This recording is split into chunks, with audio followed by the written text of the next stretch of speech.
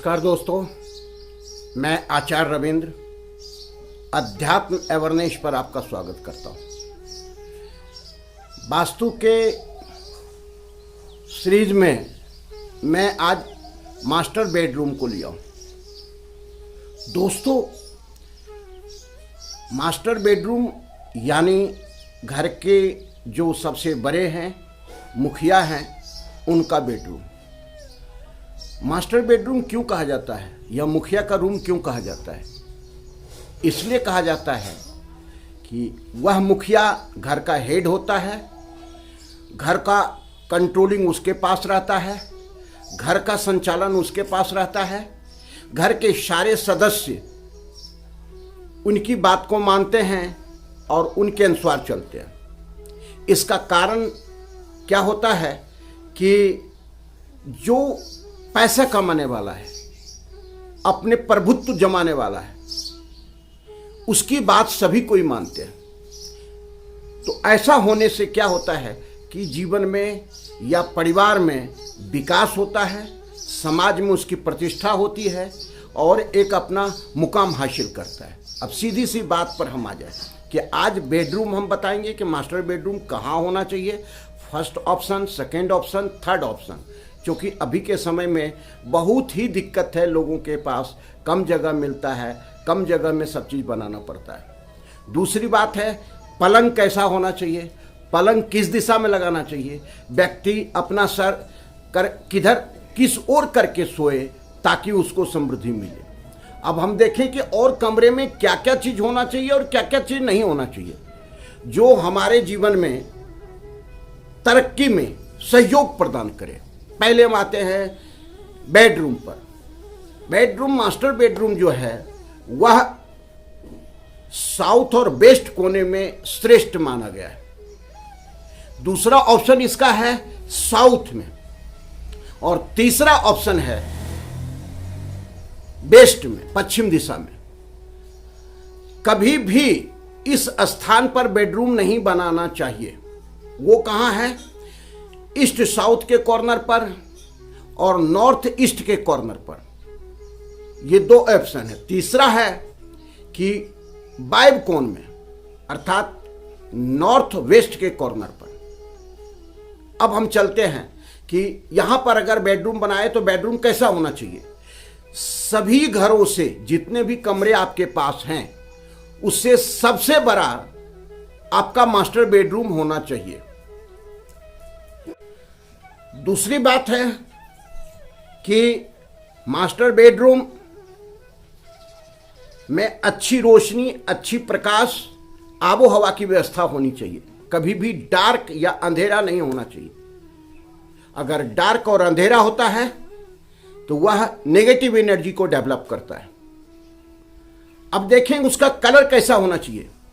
बिल्कुल हल्का होना चाहिए, जिसको हम कह सकते हैं कि ऑफ वाइट, बहुत हल्का ग्रीन भी कर सकते हैं। तो इस तरह से उसका हल्का होना चाहिए। कभी भी कोई भी दीवार उसका डार्क नहीं होना चाहिए। डार्क ब्लैक कर दिया लोग, मैरून कर दिया, डार्क भूरा रंग कर दिया, तो इससे क्या होता है, उसमें नेगेटिव एनर्जी डेवलप होने लगता है। जो भी वास्तु में खेल है वह एनर्जी का खेल है, नेगेटिव और पॉजिटिव एनर्जी का खेल है। सही स्थान पर कोई भी चीज़ अगर किया जाता है तो वह पॉजिटिव एनर्जी डेवलप करता है और सही स्थान पर नहीं किया जाता है तो वह नेगेटिव एनर्जी वहाँ डेवलप होता है। तो इस चीज़ को देखें। अब पलंग कैसा होना चाहिए? पलंग वुडन का होना चाहिए, लकड़ी का होना चाहिए, कोई भी धातु का नहीं होना चाहिए। पलंग और कैसा होना चाहिए? ब्रह्म स्थान को छोड़ करके पलंग लगाना है। वह किसी भी दीवार, 3 दीवार में आप लगा सकते हैं। पूरब के दीवार से आप लगा करके कर सकते हैं, साउथ के दीवार से लगा के कर सकते हैं और वेस्ट के दीवार से लगा करके कर सकते हैं। अब सोने का जो आपकी व्यवस्था हो, अर्थात सिरहाना आपका, जो आपका जिस समय सोने वक्त में आपका सिर किधर होना चाहिए? पहला दक्षिण दिशा में होना चाहिए। दक्षिण दिशा में अगर है तो आपको धन की प्राप्ति होती है और आपके जीवन में कभी समृद्धि की कमी नहीं होती है। पूर्व दिशा में अगर सर है तो यश मिलता है, सम्मान मिलता है और समाज में एक प्रतिष्ठा मिलता है। तो ये जिधर आपको जो चीज चाहिए उसके अनुसार आप अपना सर करके सो सकते हैं। सर जब हम सोते हैं, पांव कभी भी पांव के सामने दरवाजा नहीं होना चाहिए।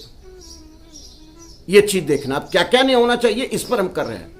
मास्टर बेडरूम में कभी भी ऐसा दर्पण नहीं लगाएं जो आपके बिस्तर को प्रतिबिंबित करता हो। मास्टर बेडरूम में ऐसा कभी कोई चित्र नहीं लगाएं जो कि नेगेटिव एनर्जी फ्लो करता हो, बहाता हो। अब क्या कर सकते हैं हम, वहां पे मास्टर बेडरूम में आपको राधे राधा कृष्ण का फोटो होना चाहिए। 2 हंस के जोड़े का चित्र लगा सकते हैं।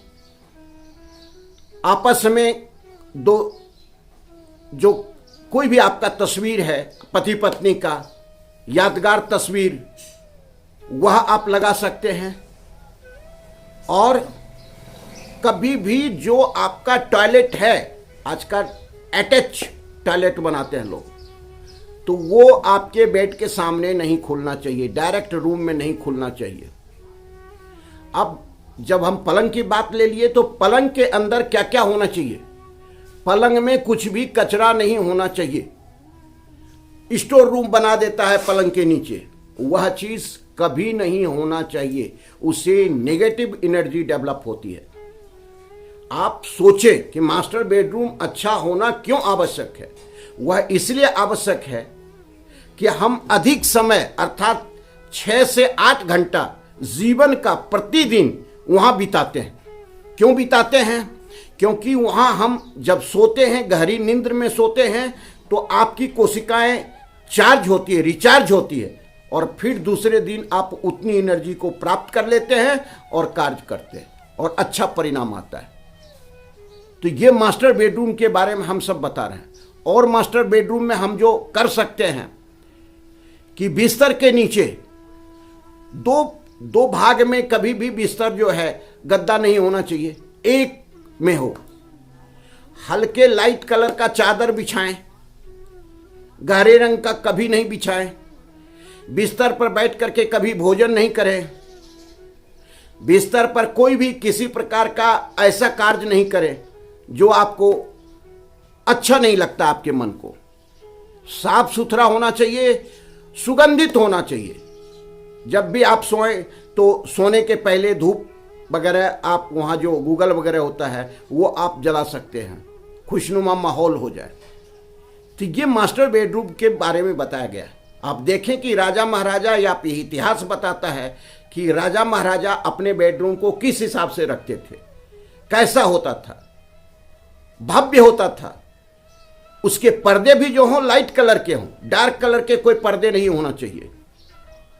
तो ये सारे मास्टर बेडरूम के बारे में हम बता रहे हैं। केवल मास्टर बेडरूम जो है आपको इतनी एनर्जी दे सकता है, जीवन में आपको सुख, समृद्धि, यश, सम्मान सब चीज मिल सकता है। किसी भी ऐसे अप्रिय घटना से आप बचे रह सकते हैं, कई बीमारियों से आप बचे रह सकते हैं। ब्लड प्रेशर की बीमारी, शुगर की बीमारी, हार्ट की बीमारी, लीवर की बीमारी, ये सारी बीमारियां क्यों होता है? टेंस के कारण होता है। पाचन क्रिया अगर सही नहीं है तो लीवर की बीमारी हो जाती है। ब्लड प्रेशर, जब ब्लड का सर्कुलेशन सही नहीं है तो ये डिस्टर्ब सर्कुलेशन कैसे होता है?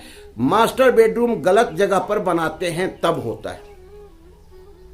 तो हम ये देखें कि और मास्टर बेडरूम के लिए क्या कर सकते हैं। पेंटिंग, जो आपके पति पत्नी का पेंटिंग है, अच्छे यादगार फोटो वह लगाएं। मास्टर बेडरूम में कोई भी इलेक्ट्रॉनिक सामान नहीं रखें तो ज्यादा बेटर है। और अगर रखने की आवश्यकता है तो उत्तर के दीवार पर आप लगा सकते हैं। एसी आप पश्चिम के दीवार पर लगा सकते हैं। हीटर इत्यादि जो है आग्नेय कोण में लगा सकते हैं। उस रूम के बारे में केवल बता रहे हैं।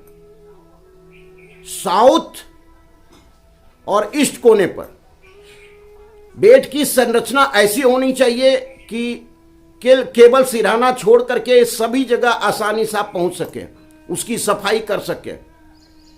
कभी भी कोने में ले जा करके अपने बेड को नहीं रख सकते, रखते हैं तो इसका क्रॉस एनर्जी नहीं हो पाता है, नेगेटिव एनर्जी डेवलप होने लगता है, नीचे की सफाई नहीं हो पाती है।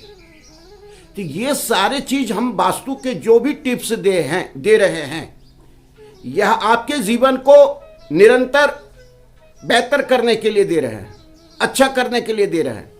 तो क्या आप ये नहीं चाहेंगे कि अपनी जिंदगी भी सुधारें, सगा संबंधी के जिंदगी को सुधारें, दोस्त बंधु का, भाई बंधु के जीवन को सुधारें? तो ये कैसे हो सकता है? ये तभी हो सकता है जब मेरे वीडियो को आप लाइक करेंगे, सब्सक्राइब करेंगे, बेल को दबाएंगे, नोटिफिकेशन होगा और शेयर करेंगे। यह इसलिए हम कहते हैं क्योंकि अभी कई जगह से ऐसा कमेंट आने लगा कि गुरुजी लोग सब ये बोलते हैं आप बोल नहीं पाते हैं, तो मैं तो भूल ही जाता हूं कि कर ही नहीं पाता हूं। तो ये मास्टर बेडरूम के बारे में हम जो बता रहे हैं, आप लोगों तक शेयर करेंगे तो आपका भी भला होगा। मैं आपके भला के लिए ही, जन कल्याण के लिए ही यह वीडियो बनाता हूं। तो ये चीज को आप देखें, समझें, करें। फिर अगले सीरीज में जो मेरा आने वाला है कि बेडरूम और कहां बना सकते हैं और उसमें क्या एनर्जी डाल सकते हैं, कहां किस दिशा में बेडरूम होता है तो क्या प्रभाव देता है। तो ये सारे चीज है। गेस्ट रूम हम कहां बनाएं, ये सारे चीज हम अगले सीरीज में आपको बताएंगे। फिर मिलते हैं अगले वीडियो में। नमस्कार और आज का दिवस आपका अच्छा हो, सुरक्षित रहे, व्यवस्थित रहे। धन्यवाद।